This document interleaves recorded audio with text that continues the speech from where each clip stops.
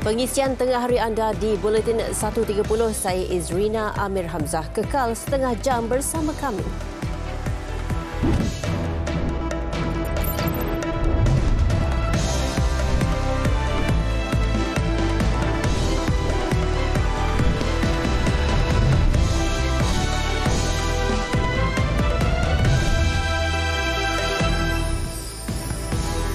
Najib Razak mohon Ketua Hakim Negara tarik diri kes rayuan SRC.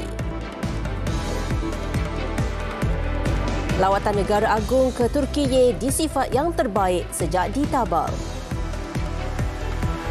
Vivo Y35 44 watts flash charge, 8GB plus 8GB extended RAM, slim and elegant.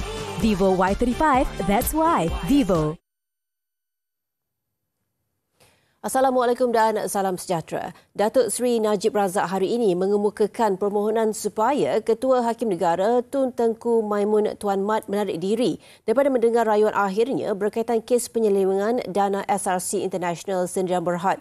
Peguam Hisham T. Potek yang mewakili bekas Perdana Menteri itu memberitahu Mahkamah Persekutuan bahawa pasukan pembelaan telah memfailkan permohonan supaya Tun Tengku Maimun menarik diri daripada mendengar rayuan itu lewat malam tadi. Berdasarkan notis usul itu, permohonan berkenaan bukan dibuat untuk mengaibkan mahkamah terutama Ketua Hakim Negara dan prosiding yang sedang berlangsung, sebaliknya demi kepentingan melindungi kebebasan badan kehakiman. Menerusi usul itu, Datuk Seri Najib memohon agar Tun Tengku Maimun menarik diri daripada mendengar atau memutuskan rayuan terakhir beliau dan satu panel baharu mendengar rayuannya. Afidavit sokongan Datuk Seri Najib mendakwa terdapat hantaran di Facebook yang dimuatnai oleh seorang individu bernama Zamani Ibrahim dijai suami Tun Tengku Maimun pada 11 Mei 2018 yang dibimbangi mempunyai pandangan negatif terhadap kepimpinan ahli Parlimen Pekan itu di negara ini. Hisham berkata salinan permohonan telah diserahkan kepada pihak pendakwaan. Bagaimanapun, Timbalan Pendakwa Raya Ad Hoc Datuk V. Sitambaran yang mengetuai pendakwaan berkata pihaknya belum menerima salinan permohonan yang telah dimeteri. Oleh itu katanya sehingga ia diserahkan, prosiding permohonan menarik diri itu tidak boleh dijalankan. Sementara itu, bekas peguam Datuk Seri Najib dalam kes SRC International Tan Sri Muhammad Syafiq Abdullah membuat kemunculan semula bagi membantu Hisham dalam permohonannya supaya Tun Tengku Maimun menarik diri. Mahkamah bagaimanapun menolak permohonan Tan Sri Muhammad Syafiee untuk menangguh prosiding dan mengarahkan Hisham meneruskan hujah rayuan. Pada 25 Julai lalu, Datuk Seri Najib menamatkan khidmat Tan Sri Muhammad Syafiee dan melantik Hisham bagi mewakilinya dalam rayuan akhir. Di luar perkarangan Istana Kehakiman pula, ratusan penyokong Datuk Seri Najib hadir bagi mengikuti prosiding rayuan akhir untuk mentepikan sabitan dan hukuman penjara 12 tahun serta denda RM210 juta dalam kes penyelewengan dana RM42 juta milik SRC International Sdn Bhd. Lawatan negara yang di-Pertuan Agong Al-Sultan Abdullah Riayatuddin Al-Mustafa Billah Shah selama 8 hari ke Turkiye bermula Isnin lalu disifatkan berjaya mengukuhkan hubungan dua hala di antara Malaysia dan Republik itu. Malah disifatkan sebagai yang terbaik sejak baginda ditabal yang di-Pertuan Agong ke-16 pada Julai 2019. Datuk Pengelola Bijaya Diraja Istana Negara, Datuk Seri Ahmad Fadil Syamsuddin berkata lawatan negara atas jemputan Presiden Turkiye Recep Tayyip Erdogan itu cukup istimewa kerana mencerminkan kepentingan dan keakraban hubungan kedua-dua pemimpin. Beliau berpandangan lawatan negara kali ini adalah yang terbaik berdasarkan 3 perkara, iaitu hari pertama di Ankara, ibu negara Turkiye, tuanku diberikan pengiktirafan tertinggi kerajaan Turkiye, iaitu The Order of the State daripada Presiden Erdogan, yang pertama bagi ketua negara khususnya di rantau ASEAN. Selain di Istanbul, tuanku telah diberikan penganugerahan ijazah kehormat Dr. Falsafah oleh Universiti Marmara dalam bidang sains politik dan hubungan antarabangsa. Faktor lain adalah hubungan erat kedua-dua pemimpin tertinggi itu sehingga Presiden Erdogan secara peribadi meminta lawatan rasmi Seri Paduka dan Raja Permaisuri Agong Tunku Haja Azizah Aminah Maimunah Iskandariah dipanjangkan menjadi 8 hari berbanding jadual asal 7 hari. Lawatan negara Seri Paduka ke Turkiye itu adalah yang pertama sejak penularan COVID-19 dan yang ketiga selepas Brunei dan Indonesia. Ia juga melambangkan kepentingan dan keagraban hubungan dua hala Malaysia dan Turkiye sekaligus membawa kepada pengukuhan jalinan persahabatan yang akan menyambut ulang tahun hubungan diplomatik ke-60 pada 2024. Dalam pada itu, Yang di-Pertuan Agong Al-Sultan Abdullah Riayatuddin Al-Mustafa Billah Shah dan Raja Permaisuri Agong Tunku Azizah Aminah Maimunah Iskandariah selamat tiba ke tanah air pagi tadi selepas mengadakan lawatan negara 8 hari ke Turkiye mulai 15 Ogos lalu.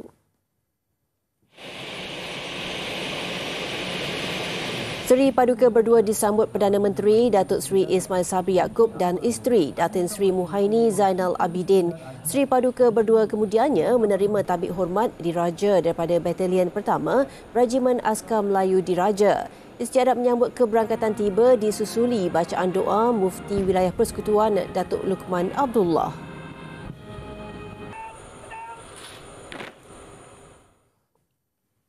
Kementerian Perdagangan Dalam Negeri dan Hal Ehwal Pengguna KPDN HEP Pulau Pinang merampas diesel bersubsidi bernilai lebih RM1.5 juta dalam serbuan di sebuah stor penyimpanan Bukit Mertajam Pulau Pinang. Pengarahnya, Jagan Subramaniam berkata susulan itu 4 individu turut ditahan bagi membantu siasatan kes penyelewengan bahan berkenaan. Serbuan dilakukan di sebuah stor simpanan barang kawalan berjadual di Permatan Tinggi jam 9.45 pagi. KPDN HEP menemui sebuah lori dengan muatan berat 10 tan dalam permis terbabit dengan 8 tong plastik kosong berkapasiti 1,000 liter yang telah diubah suai di dalam lori berkenaan. Turut ditemui 5 buah skid tank, 2 lori bonded, 2 buah lori kargo dan 5 lori tangki dalam permis. Kita telah menahan 4 orang warga tempatan yang berada di tempat kejadian. Pegawai Penguatkuasa KPDN HEP Pulau Pinang telah bertindak menyita sebuah lori kanvas, 3 buah lori tangki dan dengan anggaran 171,000 liter minyak diesel dan dengan anggaran jumlah keseluruhan nilai rampasan adalah sebanyak RM532,180 Malaysia. Siasatan mendapati permis itu mempunyai lesen untuk menyimpan barang kawalan berjadual, namun ketika serbuan didapati menyimpan jumlah diesel berlebihan daripada dibenarkan. Kes disiasat mengikut Akta Kawalan Bekalan 1961. Jika sabit kesalahan boleh didenda sehingga RM5 juta dan penjara sehingga 5 tahun. Vivo Y35 44 watts flash charge, 8GB plus 8GB extended RAM, slim and elegant. Vivo Y35, that's why Vivo. Penduduk rumah Panjang Jungan di Selangau, Sarawak tinggal sehelai sepinggang susulan kebakaran awal pagi tadi. Kejadian memusnahkan 90% struktur rumah panjang jenis tidak kekal sepanjang 37 pintu itu. Jurucakap Pusat Operasi Jabatan Bomba dan Penyelamat Malaysia Sarawak dalam satu kenyataan memaklumkan pihaknya menerima panggilan kecemasan jam 6.58 pagi. Bomba mengambil masa lebih 1 jam untuk mengawal kebakaran sebelum operasi ditamatkan sepenuhnya 3 jam kemudian. Tiada kecederaan atau kemalangan jiwa dilaporkan. Punca kebakaran serta jumlah kerugian masih dalam siasatan.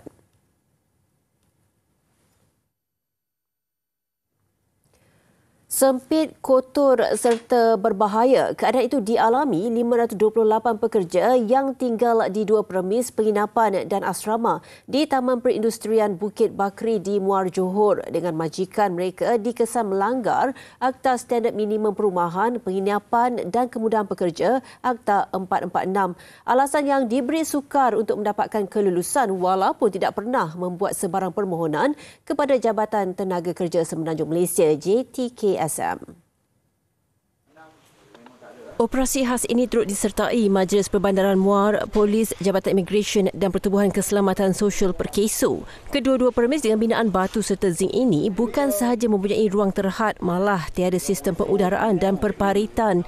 Selain tidak bersih dengan sampah serta makanan dibiarkan sekitar tempat penginapan yang mengundang bau kurang menyenangkan. Dah 2 tahun Akta 446 ni telah kita kuasakan. Tapi banyak lagi syarikat-syarikat yang masih lagi kekal seperti dulu.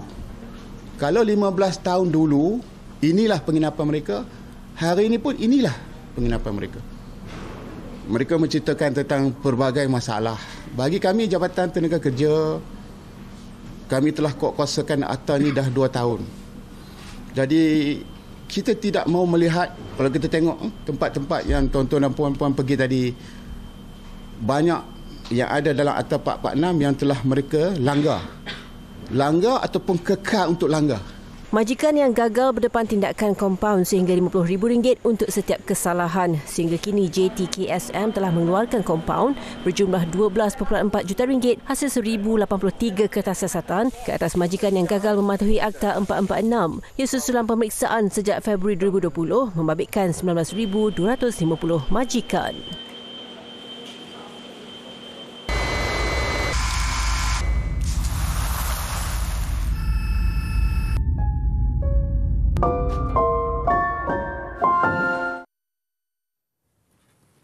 RHB Investment Bank menyimak naik unjuran keluaran dalam negara kasar KDNK tahun ini kepada 6% daripada 5.3% sebelum ini.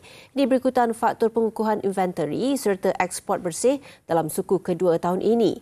Unjuran berkenaan bagaimanapun masih rendah berbanding jangkaan konsensus Bloomberg pada 6.6%. Firma itu menjangka pertumbuhan KDNK menyederhana kepada lingkungan 5.1% dalam separuh kedua 2022 daripada 6.9% pada separuh pertama, didorong terutamanya penggunaan swasta. Namun pada kadar lebih perlahan akibat peningkatan inflasi serta kekurangan tenaga kerja. Bagi suku ketiga pula, pertumbuhan KDNK dijangka dalam lingkungan 8.7% dipengaruhi asas rendah serta cabaran kelonggaran dasar fiskal dan monetari. Turut disemak turun unjuran penggunaan swasta tahun ini kepada 9.3% tahun ke tahun daripada 10.7% berikutan tekanan inflasi yang tinggi serta kekurangan pasaran buruh.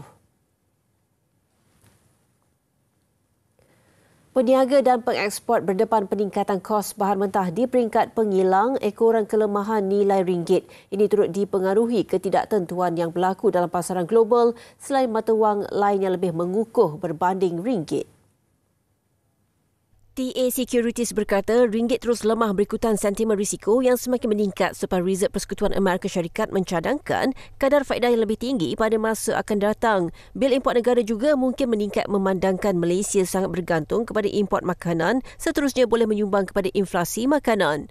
Bagaimanapun perdagangan negara berkembang 39.8% kepada 252.65 bilion ringgit pada Julai. Sementara itu, Ketua Ahli Ekonomi AmBank Research Anthony Das berkata pihaknya melihat lebih banyak risiko penurunan walaupun prestasi perdagangan Malaysia masih kukuh. Ini disebabkan ketegangan semakin memuncak antara Amerika Syarikat dan China terhadap Taiwan serta faktor dasar monetari yang dijangka diketatkan oleh kebanyakan bank pusat. Kementerian Pembangunan Usahawan dan Koperasi KUSKOP memperkenalkan platform e-dagang MyMall bagi memastikan pembangunan ekosistem keusahawanan yang inklusif. Menterinya Tan Sri Noor Omar berkata, langkah berkenaan bagi memudahkan usahawan tempatan mendapat peluang perniagaan dalam talian pada kadar caj pengurusan yang lebih rendah dan mudah untuk digunakan. Menurutnya, platform terbabit dapat membantu usahawan tempatan mengembangkan lagi perniagaan mereka ke peringkat lebih tinggi. Kita harap satu hari nanti MyMall ni akan dapat menarik perhatian usahawan kerana MyMall ni kerajaan punya. Sudah tentulah kalau dia dipunyai oleh kerajaan, kita akan memberi berbagai-bagai bantuan kepada rakyat. Tambahnya, MyMall telah dibangunkan berasaskan 4 paksi, e-dagang, latihan, dana dan pemasaran. Gabungan berkenaan akan dapat membantu setiap golongan usahawan terdiri daripada mikro, kecil dan sederhana memperluaskan pasaran perniagaan mereka dengan kos yang lebih rendah. Menurut Ketua Setiausaha Kementerian Pembangunan Usahawan dan Koperasi, Datuk Suriani Ahmad, usahawan di platform MyMall akan dibimbing berasaskan data sekaligus memastikan mereka mendapat sistem sokongan yang relevan serta mengikut keperluan semasa. Selain itu, mereka juga mendapat akses kepada platform periklanan terbesar di Malaysia oleh REF Media Group, Media Prima Berhad. MyMall berbeza dengan lain-lain platform kerana ia membina ekosistem. Jadi kita sebenarnya membantu kedua-dua belah pihak. Kita juga membantu usahawan-usahawan. Kita akan melatih mereka untuk menjadi usahawan-usahawan secara online. Ini adalah apa yang MyMall mempunyai kelebihan berbanding dengan platform-platform yang lain. Tambahnya, platform berkenaan juga terbuka kepada produk keluaran tempatan sahaja khususnya barangan yang dihasilkan usahawan mikro di luar bandar serta usahawan B40 yang kurang terdedah dengan perniagaan dalam talian. Jelas Datuk Suriani, MyMall juga telah menjalinkan kerjasama dengan rakan strategik antaranya Unify Business, Easy Store dan Mesin Kira yang menawarkan pelbagai insentif bernilai kira-kira RM100 juta kepada usahawan.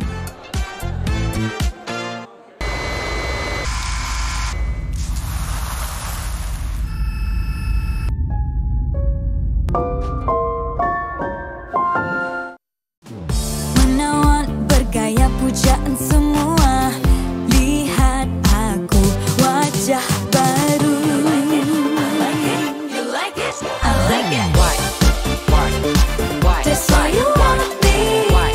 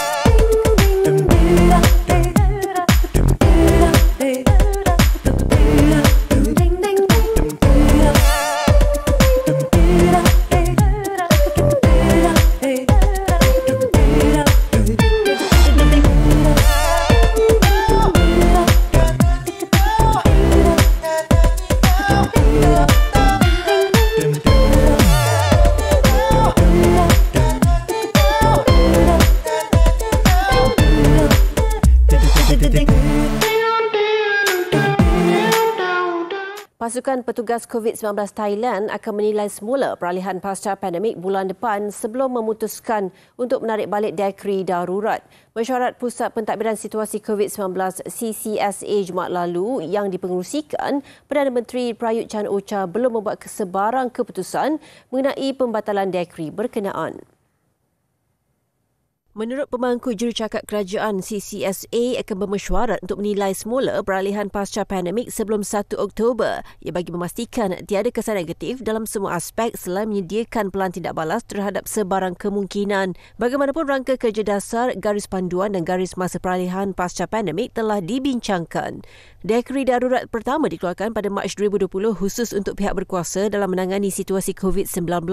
Media tempatan melaporkan undang-undang itu akan kekal sehingga sekurang-kurangnya November tahun ini berikutan Thailand menjadi tuan rumah mesyuarat APEC 2022. Sementara itu, dalam tempoh 24 jam terkini, Thailand mencatat 1,531 kes COVID-19 baharu dan 28 kematian.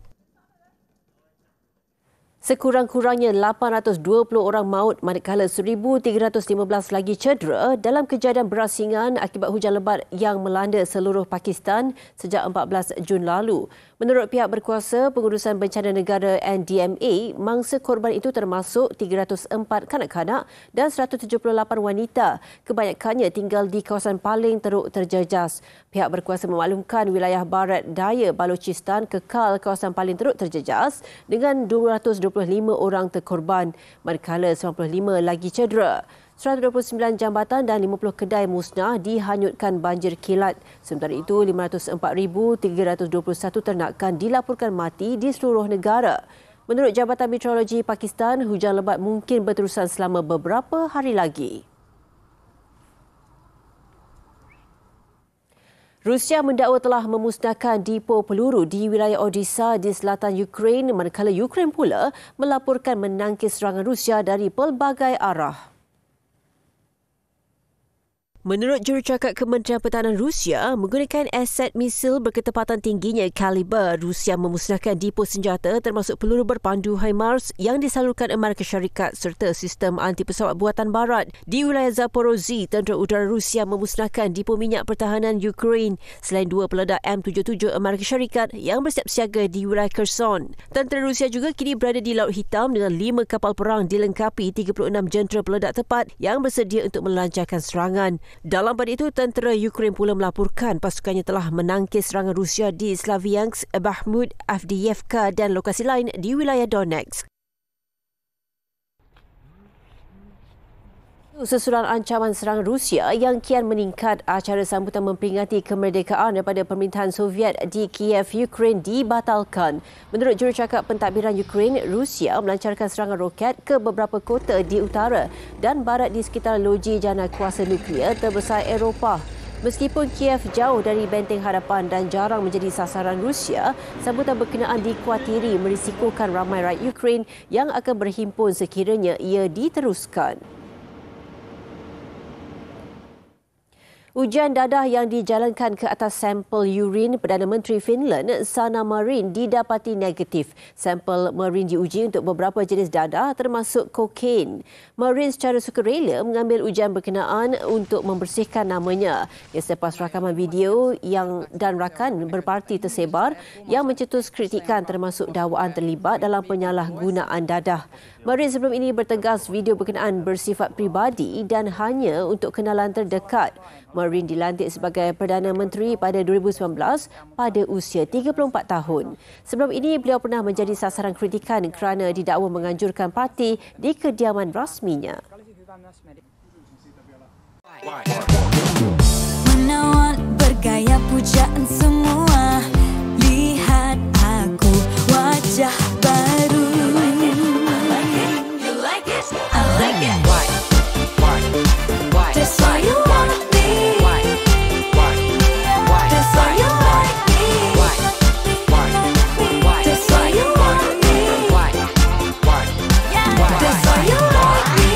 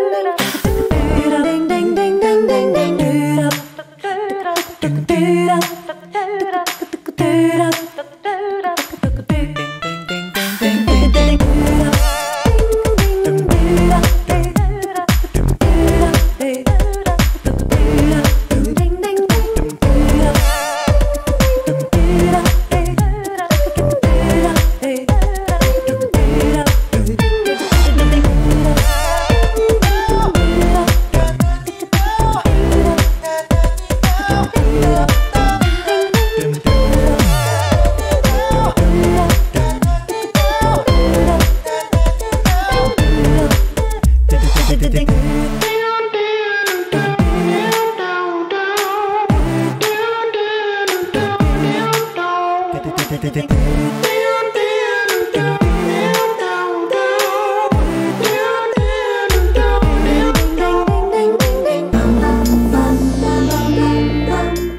semalam agak memberangsangkan apabila 4 daripada 5 wakil negara melepasi halangan masing-masing. Antaranya kemarahan perseorangan lelaki Li Zijia ke pusingan kedua.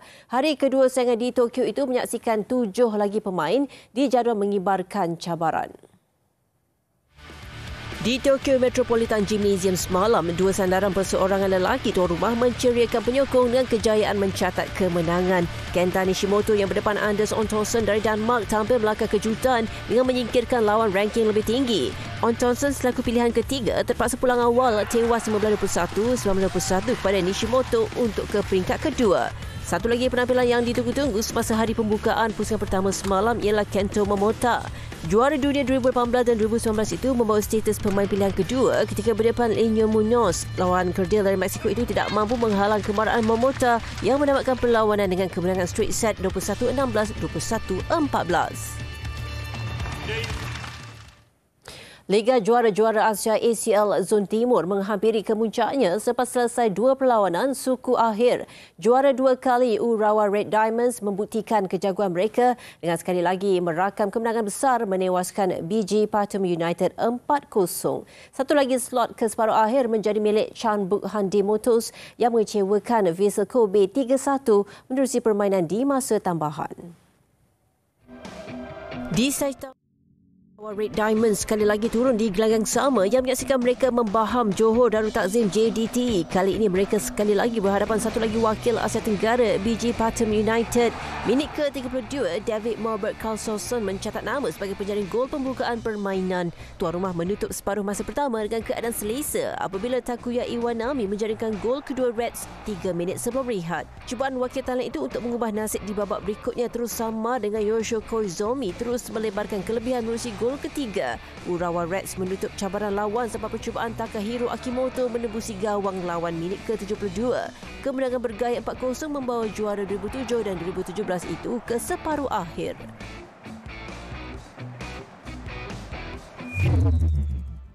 Di gelanggang sama turut menemukan Vissel Kobe dan Chanbuk Hyundai Motors yang merebut tempat ke separuh akhir. Tanpa Andres Iniesta memperkukuh barisan Ushi, sokongan padu penyokong Jepun akhirnya berbalas apabila Koya Yuruki menjaringkan gol pendahuluan minit ke-66. Vissel Kobe gagal mempertahankan kelebihan selepas gawang mereka bolos hanya 2 minit berselang dari percubaan Moda Baro. Kedudukan 1-1 memaksa pemenang ditentukan ke pertarungan masa tambahan. Ia kemudian menjadi detik pemusnah Vissel Kobe menyaksikan Gustavo dan Moon Seung-min menghasilkan gol kemenangan 3-1 membawa kelab Korea Selatan itu berjumpa Urawa Reds selepas ini.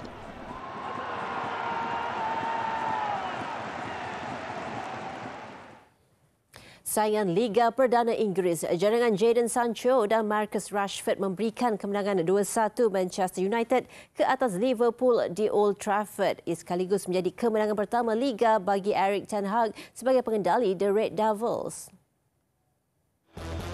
Ten Hag tidak menyenaraikan Cristiano Ronaldo dan Harry Maguire dalam kesebelasan utama. Sejak mengemudi United, bekas pengendali Ajax itu dilihat mula mendapat corak permainan dimahukan. Hasilnya, Jadon Sancho membuka jaringan minit ke-16. Terus memperkemas aksi, Marcus Rashford meledak gol kedua United minit ke-53. Pemain tumpuan Muhammad Salah cuba mendapatkan jurang ketika permainan berbaki 10 minit. Namun sudah terlambat buat anak buah klub untuk sekurang-kurangnya memburu satu mata. Meskipun memulakan aksi di tangga tercorot Liga Perdana Inggeris, United kini menduduki tangga ke-14 memintas Liverpool di kedudukan ke-16 yang juga belum memenangi sebarang perlawanan musim ini.